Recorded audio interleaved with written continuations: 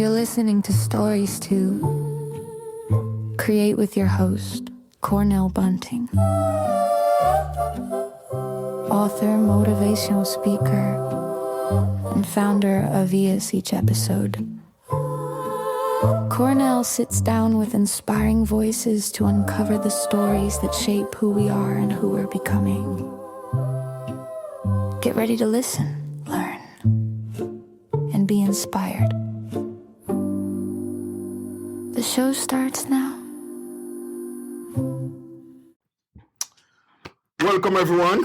As you heard, my name is Cornell Bunting. On today's show, I am so excited because we are going back, and we're going back with a group of individuals that have an amazing band here in Southwest Florida called Karibbean Groove. And when I tell you people they're doing it, then they're doing it massively big. So we're going to dive into some of that. We're going to dive into their story as well and let you guys hear who they are and what that looked like with them growing up, yeah? So we're going to dive in right here on EOS Club. Karibbean Groove, member, welcome. Hey, thank you. Good morning. Thank you for having us, Mr. Bunting. So for the listeners, if I could have you guys introduce yourselves, starting with Mr. Michelson. My name is Michelson, and keyboard player and music director for Caribbean Groove. Okay. And I'm Yajaida. I'm one of the lead singers. Okay. Jude's here. Jude. One of the singers as well. One of the singers. One of the singers. Yeah. How many singers you guys have? Man, we're so lucky and blessed to tell you that, like, everybody, right, practically can sing. Actually, everybody can sing. So that makes it so much easier to have those harmonies and Yeah. Not all of us can dance, but Well, that's another story. Yeah. This is good. So we want the listeners to kind of go back. So, I would love to have you guys take us back a little bit of the culture, like where you guys grew up, what that looked like. That's on you. I'll have Jude start. Yeah. well, again, this is Jude's. Pleasure to be here. I grew up in Haiti. Okay. I've been in the USA for about maybe 19 years now. Okay. Yeah. So you came young. Well, not that young. But, For you guys that are listening, you look young. Yeah, I'm lucky to look young but old soul. That baby face. Baby face. Yeah, that's pretty much. Okay. Yeah. So the Haitian culture a little bit. Exactly. Yeah. Ladies first. Oh, well, he talked already. You see how he treats you? I'm telling you, there's no love in this one. All right, so I'll go. So actually, I was born in the U.S. To Dominican family Nice. from Washington Heights, from Okay. New York. So I have been in that melting pot with all the different cultures, and then went to live to the Dominican Republic for a few years, where I learned Spanish and got immersed even more into the culture. But been in Florida for a long, long time now. So I'm just a Floridian now because it's been, I think I got here when I was like 12. So that was very, very young. So you went to Dominican Republic really young. Like, yes, I went you? back. I think it was like, I was like maybe 6 years old and came back here when I was 12. Okay. So, Okay. yeah. Okay. Yep. Okay. We get back to Yajaida. So Michelson. Yes, whereas I grew up in Haiti, was born in Haiti. Okay. Grew up in a family mostly a musician. My dad is a musician, and a lot of uncles and cousins that plays an instrument. I remember I got developed a love for reggae music and Caribbean music. I remember my uncle, we passed away. His Garcia would be flying a kite in front of the house and listen to reggae music or Bob Marley music. So I grew up listening to that. Okay. And I've loved reggae since, and then pretty much every style Oh, genre. man. So the music been in the blood from you as a kid. Yes, sir. Oh, wow. So school, what was school like, Yajaida? Like between Dominican Republic and then coming here, did you ever felt like a culture shock at any point? Oh, absolutely. I actually felt, the Dominican Republic was hard. I mean, school over there was, very demanding. Of course, there was another time, we respected our teachers. They could call your house and get you in trouble. It was nothing like here. So, but then, of course, you come here and you had access to all of these things, all the, I remember the first thing that I thought about was like electives. Like, what is that? You get to do art and whatever. Over there was like, you're just going to strictly do what you need to do, your math, your whatever. So here it was nice to be, exposed to all of the technology and everything else. But I definitely still found it really hard in the Dominican Republic. I really did. I mean, here I was just like, I'm going to fly through this because you have too many options, right? Over there, it was just like, there was no like little, medium, and whatever. Everybody's going to learn this subject no matter what. So it was a little hard, but I loved it though. I loved that I was exposed to that. What was your favorite subject?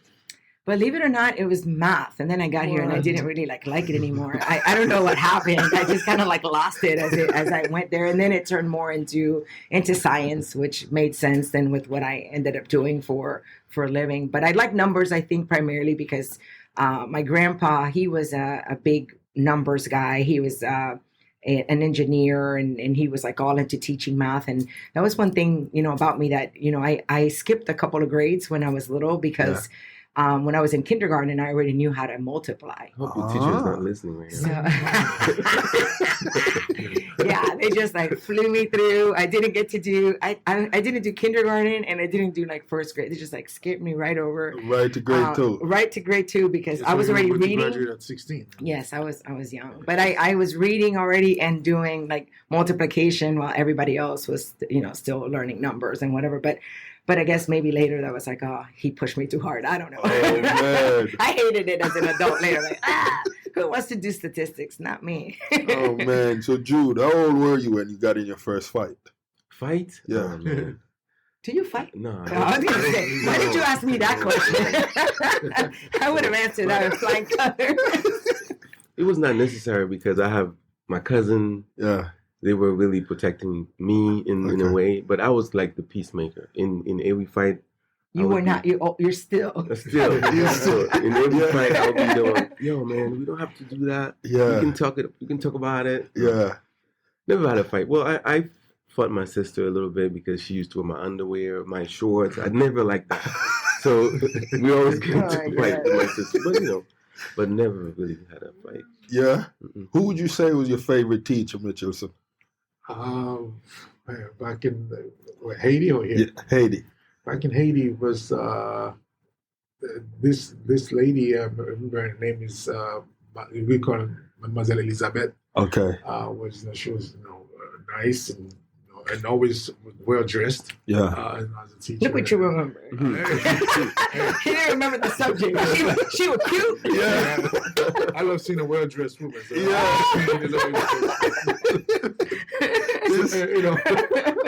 This is good. Yes. So bush tea was a big thing. That probably was a big thing for all you guys, yeah? Bush tea. They say in the culture you go and they send you to go pick some bush and that's what they boil for you. Back in, of course, growing up in Haiti. Yeah. Any little, like you have a fever or anything. Yes. You go pick up, that's, when you say bush tea, I'm like, oh, yeah, definitely. I mean, we growing up in Haiti. I don't know if you're in India or if you guys have that. Everything. You have a name for every leaf, Fetibom or this, or this. For if you have gas, it's this. You boil this. Yeah. Just go in the backyard and grab it and just boil it. Yeah. Oh, man. Now, move up a little bit to now you're in Florida. So you came to Florida, Yajaida, when you were like, what? 12. 12. Mm-hmm. And then what did that look like, with understanding down here in Southwest Florida and the journey coming from DR? Stay with us. We'll be right back.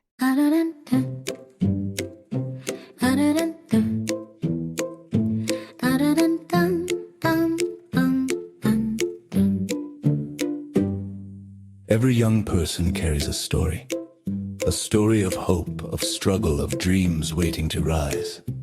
But in too many underserved communities, those stories go unheard.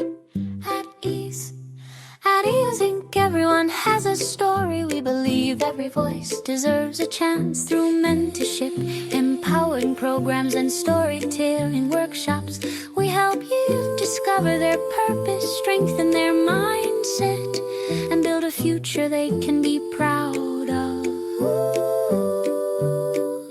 classrooms in Jamaica to communities across Southwest Florida. Yes, it's changing lives, One story at a time. but we can't do it alone. Join us, become a mentor, volunteer, donate, help us fuel the next generation of leaders, creators, and change makers.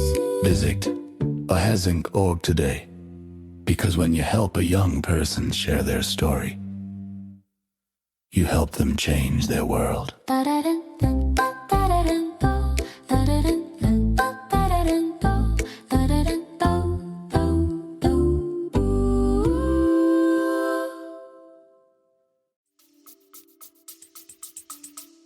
So I first came to Miami. So that was a big shock there because Miami during that time was like just developing, nothing like it is today, of course, but Right. it was just going through all of those growing pains. Yeah. And I, just didn't seem like Miami was supposed to be that big, Right. but people were coming all the time.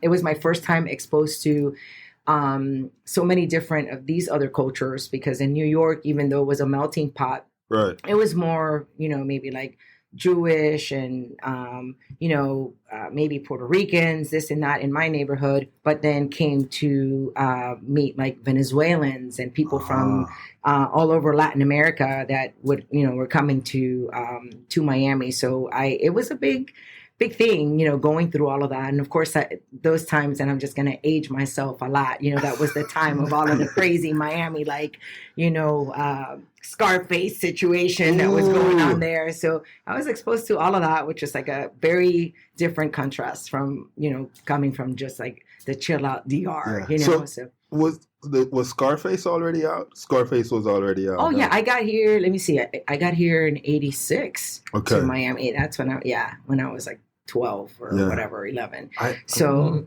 I think it was. I don't know. Was it 81? I think it came out like 81 or whatever. Yeah, But of course, I mean, yeah. I didn't get to see it till later because Right. we know the content of the movie. So to me, it was new in Yeah. 80 something when I saw it. But we were actually living that. We were seeing it.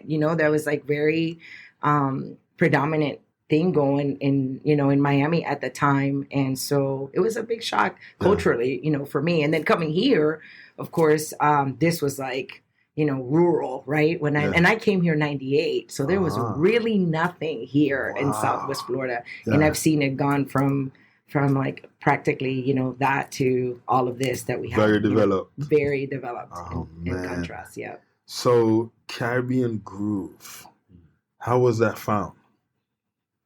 Well, it's a short story, but long story. But I'm gonna make it short. So we were at a concert at our church in Immokalee, Mhm.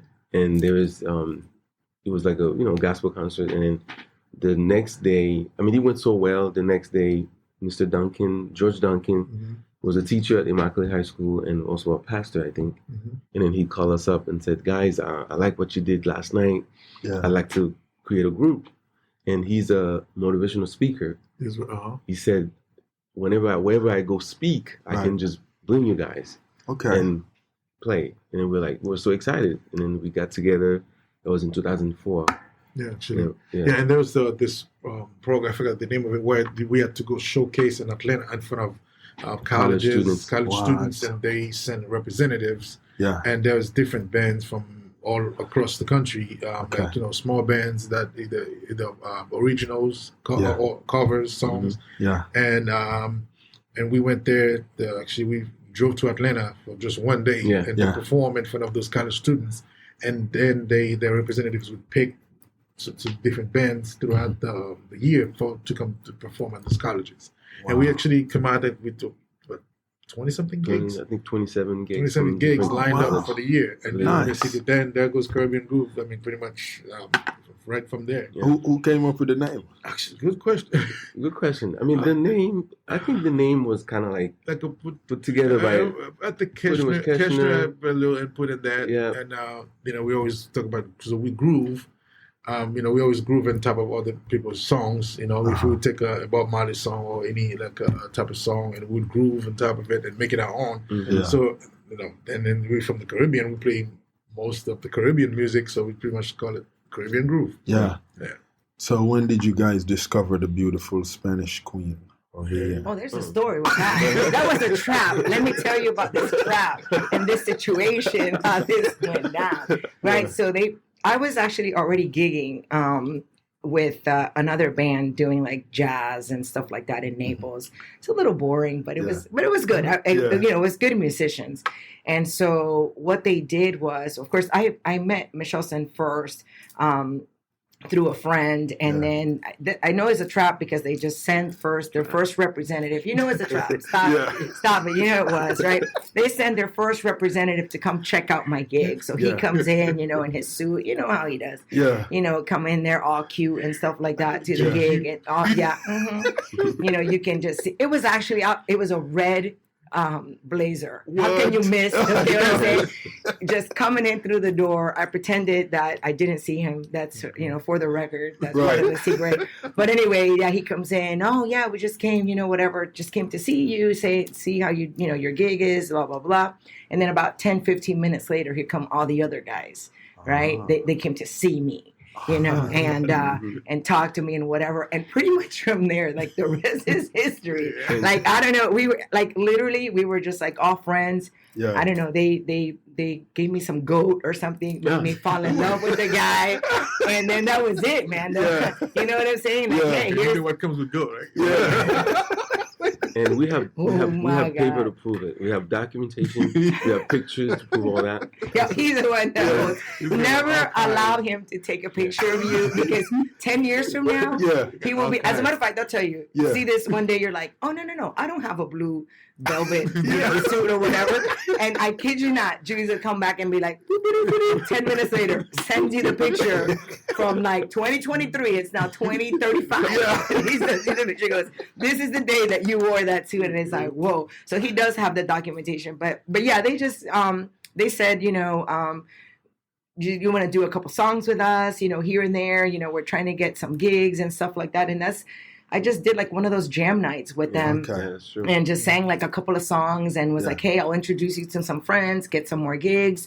And then it was like the rest was history. They started asking for like, all of us to play together. And I was playing like with both bands, but it became like a lot. And this was fun. This really was something, they were great musicians, but they were also like so much fun. There was so much chemistry. People think all the time that we're married. He will never correct them, by the way. I don't. People tell, hey, how's your wife? And he's like, oh, she's at home, whatever. And then they see me kiss Michelson and wonder what's happening. What kind of mess is this Caribbean Groove? Kind of band is this? Right? But yeah, that's that. And then that's it. Took off from there. And we've been doing it now since 2017. Wow. Now together, yeah. 2017. Yeah. This is beautiful. How did the pandemic even affect you guys when that got real serious? Did you guys have to cancel a lot of shows? Oh, for sure. For a long time we didn't play, just like everybody else. Of course, everything was closed. And then as things started to open up, then there were some things that were like out in the open. A lot of the venues were open they had the space to do things outside. And of course, the type of music that we play just played along with that because it was easy to go to a tiki thing and play, So, yeah, and people were ready. So by that time, right, people were just ready to come out and have a good time. So you guys, and for the listeners, just so you guys know, Miss Yajaida and Michelson are married. So we want to kind of dive into that just a light little bit. Because you did a proposal at a show. Oh, yeah. My dude. Yeah, he took the cake. He did it. How did that even unfold? Like, how you even decide to plan it like that? Well, good question. Actually, the way wedding happens, it's like we don't do anything normal. Like we tell people. So we actually got married here like at the conservatory. Right. But the way it happened, so we got the wedding date and have not proposed yet. And I'm like, oh shoot. So we have to go back. What happened is that we we won the wedding. Yeah. Okay. So it was a thing that was done in collaboration with the collaboratory with all of these vendors.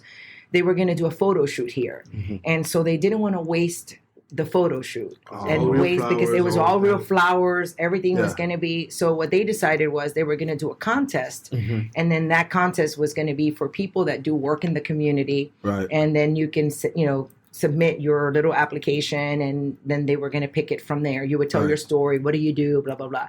I submitted it. I asked him. He had not proposed, and I'm like, hey, there's this really cool thing. Maybe we should do it so that we can get married. Yes, we know we were going to get married. Well, we knew we were So gonna it get was married. understood that we Right. just get No, right. forced. But it was just like, so I submitted, but Yeah. I'm thinking we're going to lose because we're like, we were older. I don't know who they're going to pick, whatever. Maybe our story was not that, special or whatever. Uh-huh. But long behold, we get the phone call that we won. And Wow. so I remember I was in my office. I ran over to Yeah. where he was to be Yeah. like, we won, whatever. And then he's like, yay. And it's like, okay, so what's the catch? Whatever the catch is, they picked the day for you. Yeah. And it's like 80 days from now. Like Oh, my literally, goodness. we found out November 1st and Yeah. we were to get married January 26th. Wow. So there was like no room there. Yeah. So now he hasn't proposed yet. So he kind of Oh. did things backwards. Yeah, You see what I'm right, saying? right, And he's right. stuck with Yeah, like, because I was planning on proposing. So now then come this cruise, the Jamrock cruise. So Yeah. we got, I think we had bought the ticket A year before. Yeah. Mm-hmm. And then so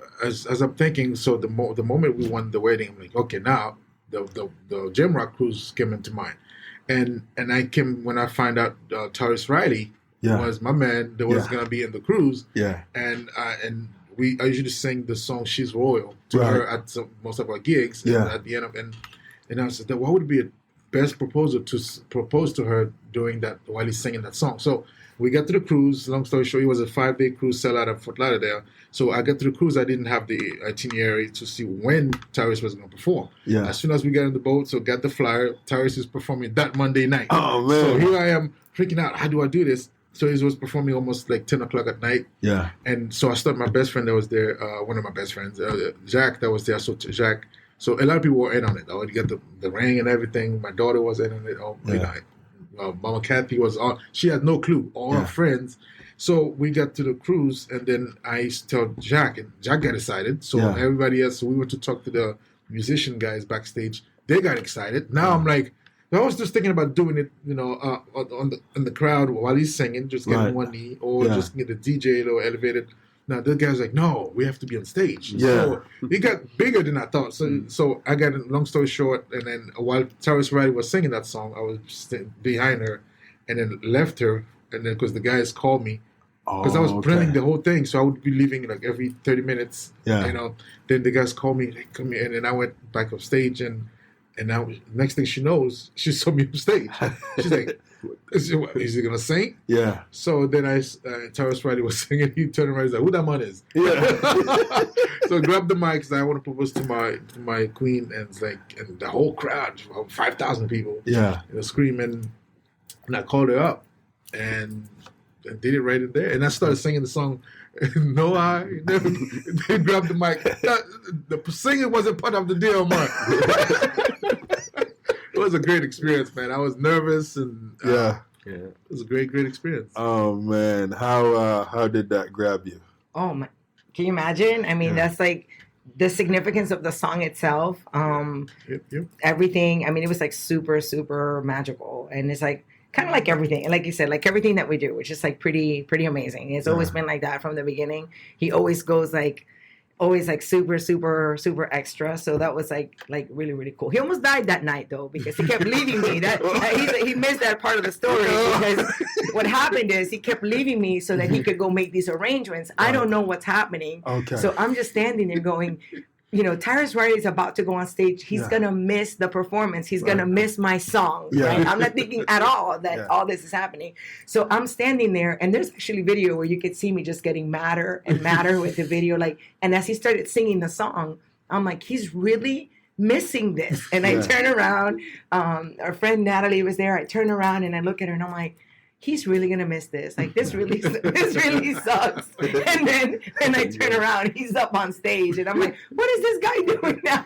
Yeah. It was like the funniest thing. So I didn't even know what to do with myself, but it was truly magical. Really, really. That is amazing, and I got to tell you guys, the wedding was beautiful as well. And thank you for inviting me as well. Oh, well, your family. So thank you. That was beautiful, but I got to tell you guys. So it was a couple maybe a little over a week ago, I had someone come like, yo, bro, have you seen the photo with your friend's wife and your friend standing on a rock? I'm like, what you talking about, bro? Man, I go. So help the listeners understand where you guys did that shot and how that came out so beautiful. Oh, man, we were actually in Greece, on Santorini. Yeah. And my wife here, Miss Beyonce here, or so playing the picture photo shoot because, in Santorini we've seen some. We actually, before that, for our first year anniversary, we did a photo shoot here. We bought Santorini here at the Calabatori, right in front of the Calabatori. She did the flying dress pictures. And then because of COVID, we couldn't go to Greece. So now this opportunity came. We went to Greece. She planned it all that. Photographer was already, scheduled. Yeah. Makeup artist came to our hotel room and get her makeup done and dresses beautiful. And everything. And we were standing right there. Actually, where we're standing is literally on top of people's rooms, like a hotel, and but it's a real ledge. It's like really, ledge. Wow. Yeah. It took a lot to get those pictures because I'm gonna tell you, I was like, they kept. I'm really dorky. If you look at any of my pictures, you always see that I have like just a smile, right? Like I don't do sexy. I don't want to pose, whatever. But for this thing, I mean, I have like 30 pounds of dress. I have eyelashes. So even though he calls me Beyonce, I really don't want to be, do all this stuff. Right. And they're like, yeah, just get on top of that thing and give me this and give me that. And I'm like, I'm going to fall and die is what's going to happen. So I'm really happy that we actually got some good pictures. It took over 300 pictures. Wow. And there's one guy that's working the dress, and, with those fast shutters, cameras, and it's amazing. Yeah. And while you're taking pictures, you see about 5 other couples actually taking pictures. It's moving. It's moving fast. Man. Beautiful spot, though.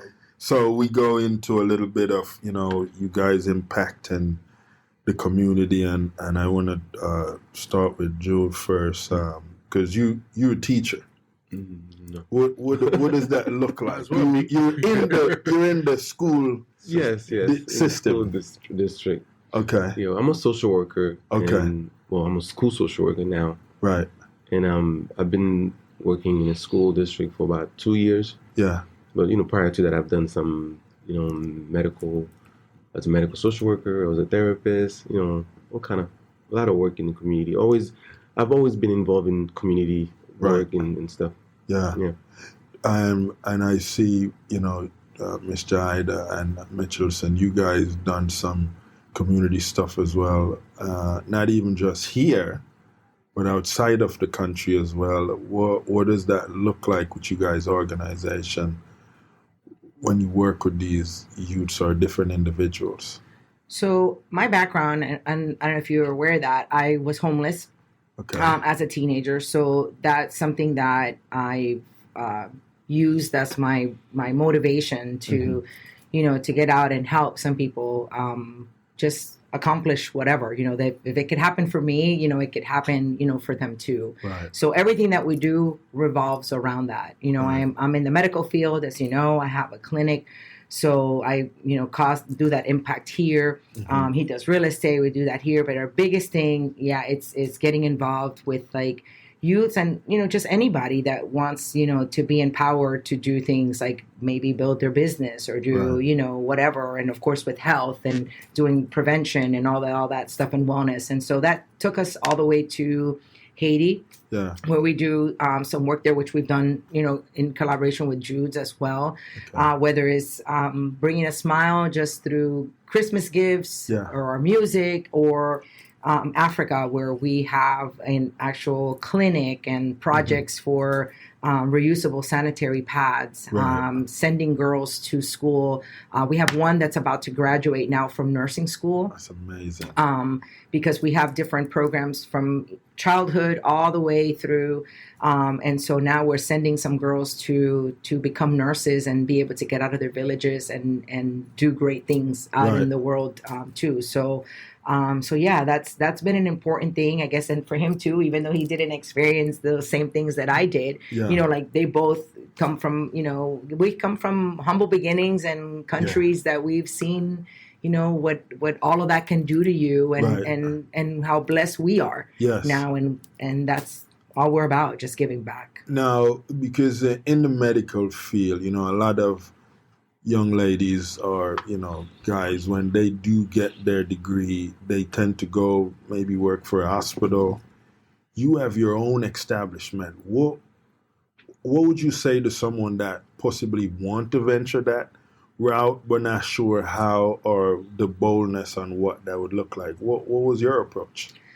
Really, my approach was just complete boldness and insanity. I can tell you the truth. I started my business. I had $70 in my pocket. Wow. It was probably, that's a whole podcast and story all in itself.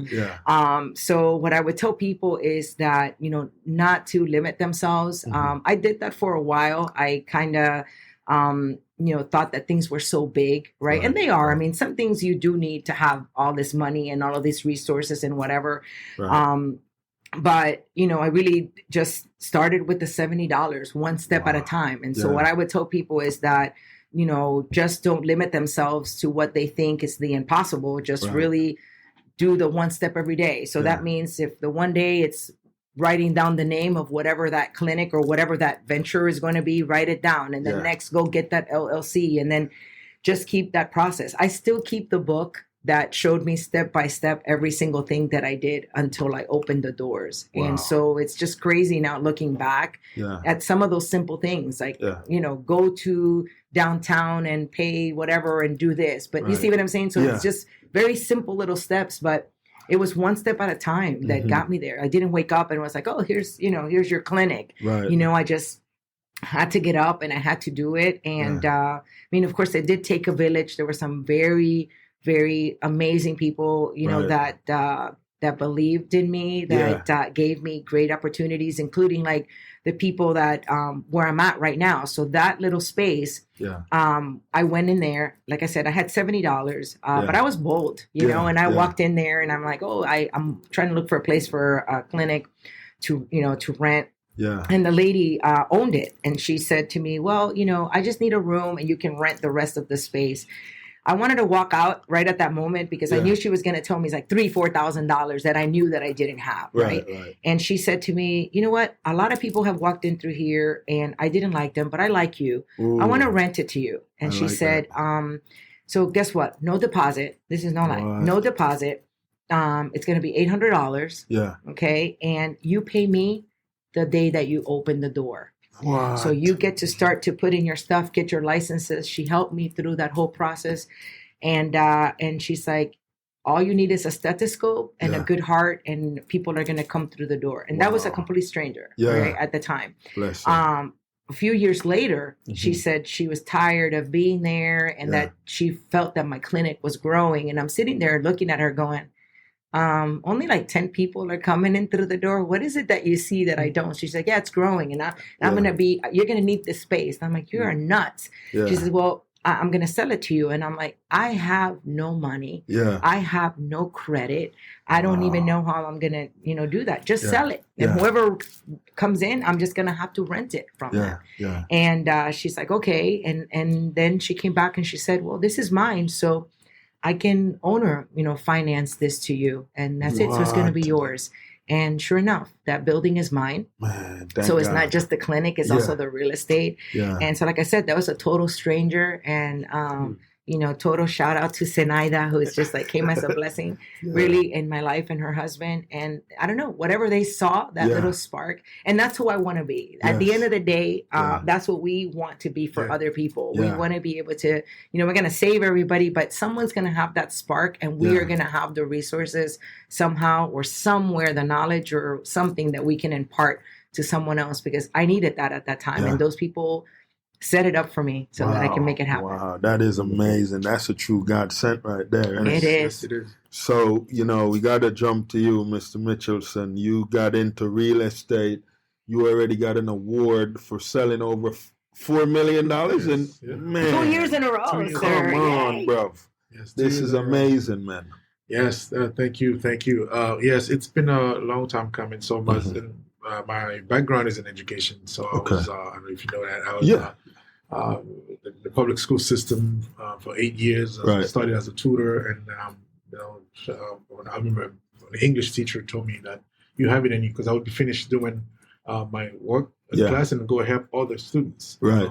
And so then I became a teacher, a math teacher at it. So, love numbers. And then from there, start teaching. And I was also teaching night school English, high tech, numerically. Then right from there, I got into the financial industry to get my 215 to become a life insurance agent. So I started educating, the community how important it is to have a life insurance policy. Right. Mostly to our people that don't understand that. Right. And when they have a loved one pass away and they have to collect money from church, and then from there, I've always had a eye for real estate, and I know that was going to be my end goal. Yeah. So I, from there, I got my real estate license in 2018. Right. So I got and I didn't for a whole year. We didn't do anything with it. So we went to Africa, and when I came back from Africa, and I said, what, I hit the floor running. Yeah. And I started really helping people. So I did not really focus on the commission aspect of it. So I would say if I help someone really get into a home, and my commission is going to get paid anyway. So and I focus on that, on helping. And one of the very first person I remember I helped getting into a home was my mother, because back in 2007 we had purchased a home, we lost it, and she was in rent for so long. And I said, Mom, I'm going to put you in a home. Yeah. And I was a realtor, and since then I remember she blessed me. Yeah. And she's like, son, you're going to be successful. You're going to be great. She literally blessed me, and she spoke blessing over me. And since then, I've had friends, plus clients, and it's selling over going to $5 million a year, 2 years in a row. It's the tip of the iceberg. So I want to be, our vision, and I've not told my wife that, but since she was homeless, and I always tell people we're a team. She saved lives, and I get people shelter. Yeah, and shelter is one of the most important in the hierarchy of needs. Besides food and things we need, we need shelter. Mm-hmm. And then her being used to be homeless, and our goal is for us to never be homeless again. And help all the people that are homeless or 2 step away from being homeless, to be their own homeowner. Right. And then I go beyond that, and not being a homeowner, but also be investors. Be on properties across the whole state. And, so that's our goal, and we're working toward that. That's beautiful, man. Now, with the band, what did you guys go to song? Like you would say you performed the most at most of the events. That's a good one. Well, we do.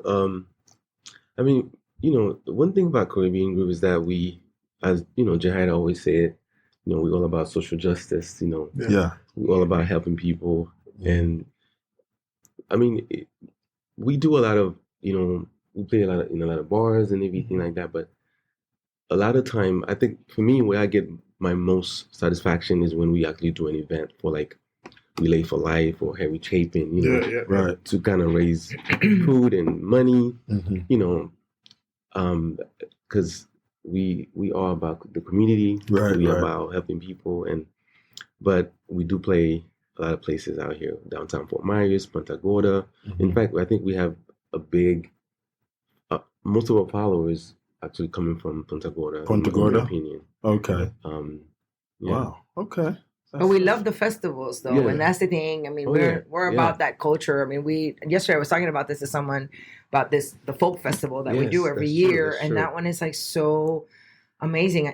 We didn't even know that existed, but for 70 years, the state of Florida gives this money so that all of these different types of musical things come together just to teach the world, the community there about, what's out here, the different music or whatever. So, we go there, we bring reggae, we bring compa, we bring merengue, and to communities that otherwise would have never, heard that kind of stuff or whatever, but they are out there dancing and having a great old time. And we love that. We love to share that you said, all of the things that we like to help with and be able to use our talent for that. But we love sharing our culture.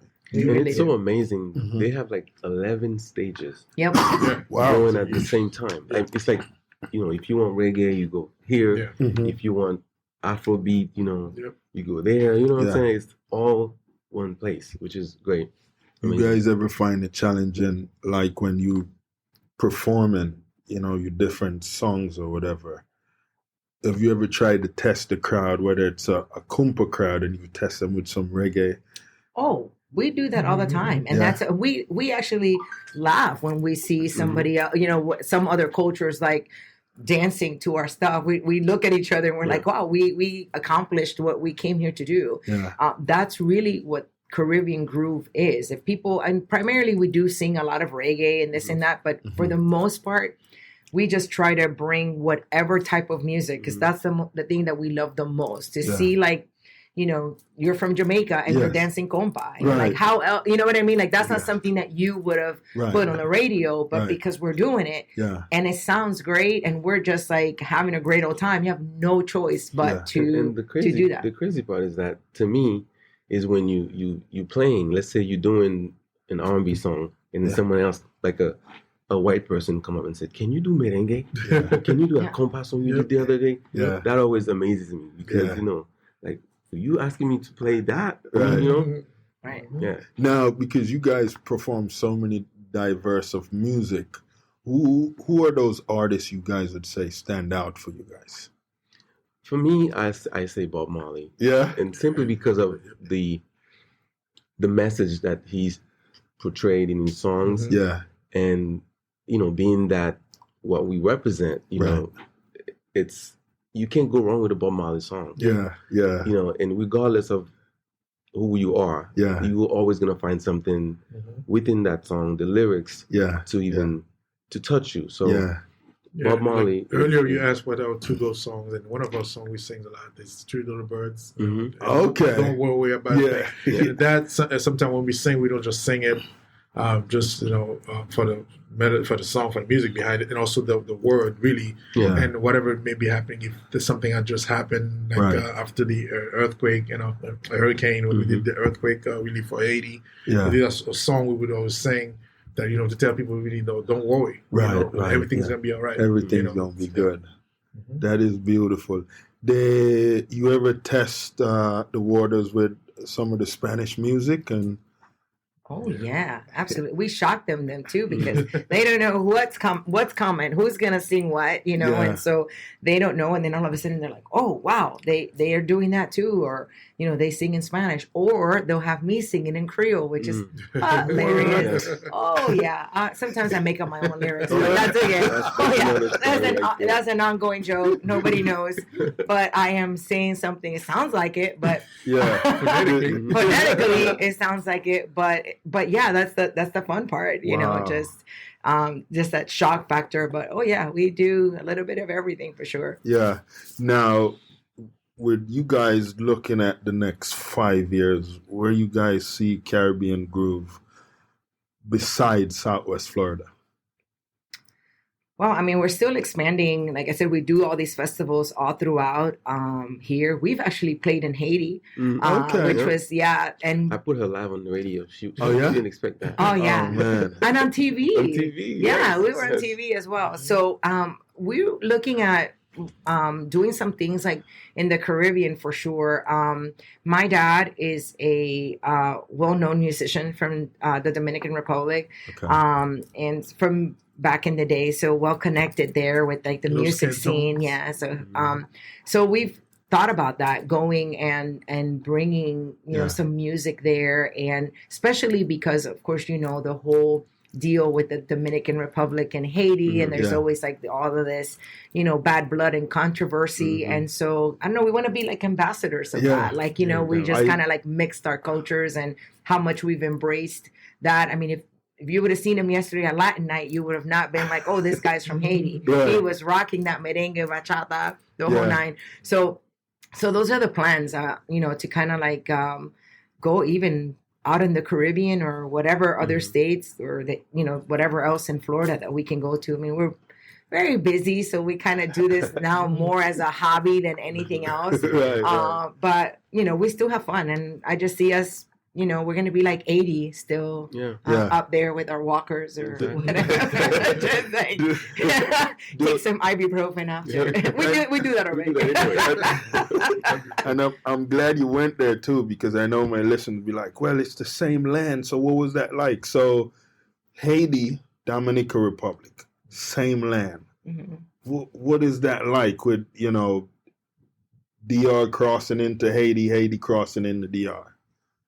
Just so many years of like so much stuff. I mean, you would think that, you know, that we would love each other, but unfortunately there's just like, it's one island, one land, a lot of disparity, you know, unfortunately on the side of Haiti, there's been a different experience than it's been on the side of the Dominican Republic. Right. But like always, you know, there's this, you know, we do tend to do that as societies. You know, we always need the lesser than. Yeah. And so, unfortunately, on the side of the Dominican Republic, you know, you're kind of raised to a certain degree to be like, you know, those are those people over there, you know, just like here we have those people on the other side of the border. Yeah. And then, you know, you don't really get to interact too much because who leaves their land, right? The person that's in need. Right. So you get to meet like, you know, maybe someone that's not educated or someone that's coming to look for a better opportunity. Right. And so the whole entire belief of that culture just goes around thinking that everybody from Haiti, this is what they look like or this is what they do or whatever. And there's bad and good in every country, right? So they just kind of categorize them like, you know, that way. And so, you know, it wasn't until I came here that I started to meet, you know, more Haitians and started to realize, you know, we're exactly, I mean, we eat like, well, there's going to be a debate, of course, because their stuff is really good. I'm not going to lie. Their food is amazing. But we know we eat the same things. We do the same things. We love our families. We have the same, you know, moral compass of the things that, you know, are important to us. Right. But we've missed that because of all of the, you know, fight, you know, and you know, a lot of it is rooted, unfortunately, in some racism. Some is rooted in classism. Some is just rooted in all of the things that just want to be a difference in politics, you know. And so like right now, you know, it's like, oh, don't cross over here because you're taking our stuff. And it's like, they're coming to work, you know, they're coming to do. But again, there are bad people on both ends. And that's what's made it, you know, be so controversial and just so bad. And I get it, you know, the Dominican Republic can't help, you know, Haiti per se. And then, you know, they're third world countries, both of them. And it's a big debate. But hopefully one day, you know, people will see actually for just like here or anywhere else that, you know, we are much more alike than we're different. Well, you know, you two have broken that barrier, isn't it? Yes. This, and trust me, we've had people even within our own, you know, families that have looked at us like, oh, you're gonna have, excuse me, the word, the ignorance. You know, that's why I say it's ignorance, and that's gonna look at us and whatever it is they don't know, they can see. Love don't see color, love don't see, you know. We love each other. He doesn't see we're in the same island. I love her. She's a, you know, like some people say, well, you married a Hispanic woman. You love the Hispanic woman. She's a woman that happened to be Hispanic. Right. You know, so, and, you know, it's like, you know, it's ignorance, man. Yeah. That's what it is. Now, how big are the families? How big is your family, Joe? Oh, my family. I beat them all. I let them go. Well, my, man, I think I have about 11 of us. Okay. On my, I want to say, you know, extended like siblings and everything like that. Yeah. But my nuclear family, it's pretty small. I mean, it's 4 of us now. 4? I have 2 boys and 2 boys. Okay. Yes, and of course my wife. Okay. But I grew up with a lot of women. Okay. And that's why I can't cook anything. But I can iron clothes. Oh, he is the ironer of the group. Yes, absolutely. We're on a trip. Give it to Judes. He will iron it. Perfect. Yes. You know, my wife would come home and saying, hey, the ladies at work keep complimenting me about my uniform. I'm sending my clothes. And she brags about it. Hey, my husband did that. Yeah. I love that. And my mom actually taught me that. She, you know, I'll be ironing socks, underwear. Oh no, you have problems. You need therapy. Man, I hate doing all of it. Yes. I'm the ironer. I'm like, I'll get it other. He is the ironer, for real. He really truly is. But listen, and there's a chemistry in that. Yes, sir. There's science in that. Yes, there is. Because it's a method to that. Yeah. To the madness. Because when my wife irons my shirt, I'm like, what did you do? I know. I've done that to him. Oh, what was this? It's crazy. It's an art for you. Yes. It's an art. Yeah. So, yeah, beautiful. definitely. Yeah. Oh, man. How about And you, you? your family. Oh my God, let's not get started because this podcast would last another hour. We are Wakanda. Really, I'm from a family of 10, actually. 7 boys, 3 girls. Okay. And, outside of like siblings, uncles, like my grandparents, my grandpa from my mom's side has 42 children. What? Oh. Yeah, and my grandpa from my dad's side himself had a lot. I can't remember. And then one thing I remember is I had to break that, but I don't want to be like them. And I remember, I remember I went to my grandpa for my mom's funeral, and literally over his casket, I was getting, I'm like, Grandpa, I loved you, but I don't want to take over. Like, literally, I said that I'm not gonna be the one that having like 10 or 20 kids, and I don't think even I have to. I have 3 girls. I only have 3 girls, no boys, and I'm done. My girls are 13 and 11, the twins, and really done. And in total, we have 7 kids. My wife and I, we have 8. Well, they're 5 kids and 2 grandkids. Okay. Yeah. Okay. So that's why we always say 7 in total, 7, and we tell people that's plenty.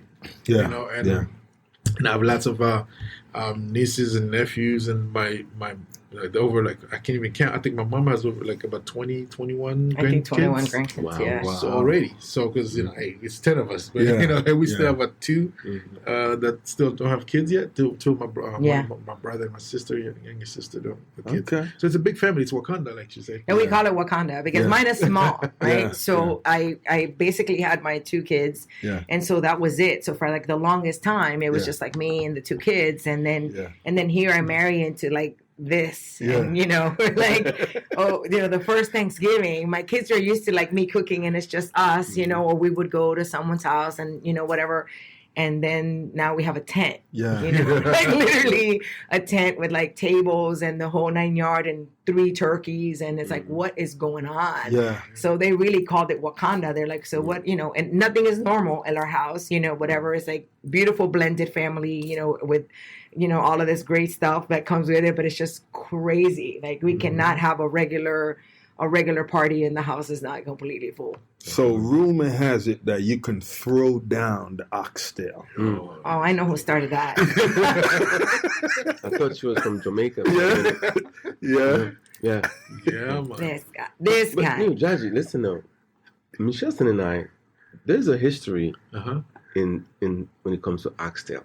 Yes, sir. You may not remember that, but He's going to pull the video and go. well, see, for that one, I Yeah. may not have pictures because it was before smartphone. Wow, that's Phones. Go way back. Yeah. Because we used to play in that band in Fort Myers, right? Mhm. Every Sunday we would go to practice, Yeah. and we would get paid just for rehearsal. Rehearsal. Yeah. And then there was this place called M&M Oh, on yeah. Fowler Street. Yes, I remember. We would just go Just oxtail oxtails. Wow. every Yeah. Sunday, Yeah. We Wow. and that sticks. That was- and yeah. now you come through with your ability to cook oxtail. I had to learn that. You know what? You had to learn It was okay. hard, of course, because this was hard. You don't come into this Haitian family and don't produce Oh, like yeah. some food. And so, the first, that you were there that Yes. first time when, I didn't cook. So Yeah. the story is that we would, do rehearsal like at my house. Mm-hmm. But again, it was just, at that point, it was only Amber at the house. So that was it, the 2 of us. I'm working. And so it would be like, hey, you guys are getting pizza. Yeah. Like, that's all you're getting. Yeah. You're lucky, whatever. And so one day, one of the guys from the band brought their girlfriend over and she was like, hey, let's cook something. And I'm like, what? She's like, yeah, let's cook something. Do you have any spices? I'm like, I don't know, open there and see what happens. And she's looking at me like, what's going on here? I'm like, look, we just eat pizza and whatever in this place, So she took me shopping. And then the next thing was like, well, I better start talking to his mom because, this guy, there's one thing about my husband. He needs to eat. Yes. You understand? Yeah. Like my husband, anything can happen, but he would be like, in 2 or 3 hours, he will tell you, where's my meal? Yeah. And it's not like, oh, give him a sandwich kind of Yeah. thing. So I was like, oh man, I'm going to be in trouble. So my mother-in-law actually taught me, all of this stuff. And just even from making the seasoning to like whatever. And then one day, I think it was it legume or something? I know that I surprised them with like, okay, here's a real meal, people, Yeah. at one of the rehearsals. And then, they put I actually have that picture because one of the oxtails, or something. I have him licking the plate. Yes. I'm saving this Yes. as proof that I not only made it, but also made the Haitian committee for food. And and their food is something that they're very, very proud of. Wow. So if you make something and they like it, then you got the approval for life. Oh, I'm in now. They're like, I am totally Haitian, 1,000%. Oh my goodness. Now, where can people find you? Well, we are on Facebook, of course. We are on Instagram. We are on Twitter. Okay. It's Caribbean Groove, with Caribbean with a K. Mm-hmm. And our contact information on there, just either inbox, text messages, or a phone call. Okay. Yeah.